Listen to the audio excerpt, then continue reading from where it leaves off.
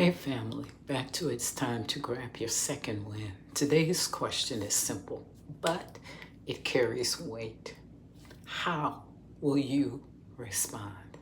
Not just to what's happening around you, but what's happening within you. Let's talk about it today.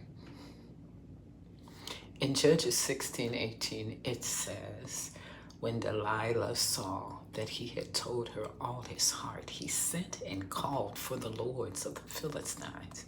Let's pause right there. Samson was at a turning point, not just of defeat, but of revelation. He told her all his heart. And here's what hit me. The enemy didn't overpower him with chains. They overpowered him with access. Sometimes it's not the weight of the battle that wears you out. It's what or who we let in. And when that moment comes, when you've given more than you were meant to give, when some things have been exposed or even shaken, the question isn't, why did this happen? It becomes, how will you and I respond? Life has a way of bringing us to these decision points. I got this from Bishop T.D.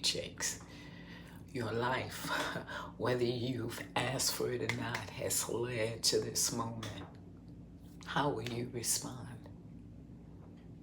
Thanks for the inspiration, Bishop Jakes.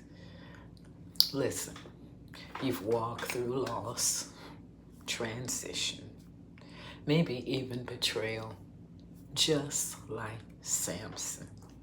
But now you're here, and you've got to choose what happens next.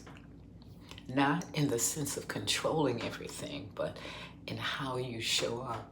What mindset you bring, what boundaries you enforce, what peace you protect. I think sometimes we feel stuck because we assume we've already lost. We gave too much, we trusted wrong, we stayed too long, or even spoke too soon.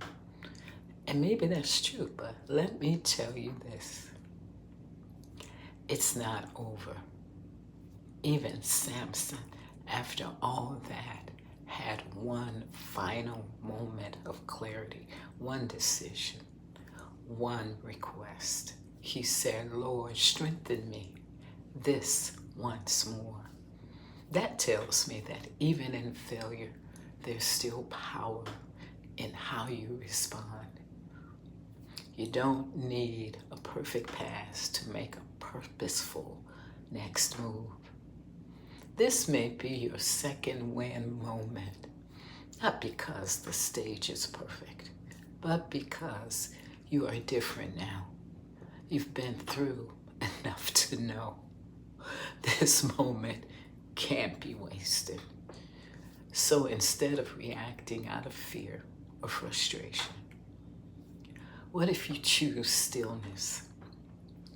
What if you respond with clarity, with honesty, with peace? You don't have to shout to make a shift. Sometimes the strongest response is the quiet one that says, I see this moment clearly and I'm choosing differently. So my final question of this is not to be redundant, but to make a clear point. How will you respond? That's a takeaway. Let that sit in you today, how you will respond. Now, if this has stirred you or stirred something in you, share it with someone else who's at a crossroad too. And thank you for hanging with me. It's time to grab your second win. As always, don't forget to like, share, and subscribe to my channel. And remember, keep growing, keep showing up, and keep responding with purpose. See you next time. Bye-bye.